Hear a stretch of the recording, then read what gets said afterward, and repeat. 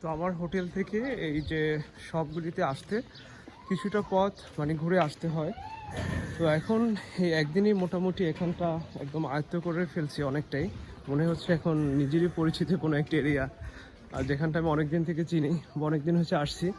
তো দেখা যায় এখন শর্টকাট লোকালদের বাড়িঘরের ভিতর থেকে হাঁটা শুরু করছি মেইন রোড রেখে।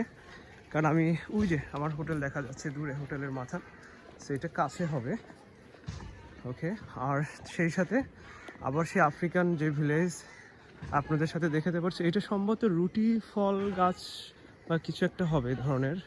হ্যাঁ, আমার সেটাই মনে হচ্ছে। আর এটা হচ্ছে বাদাম গাছ, যেটা আমাদের দেশেও আছে কমন।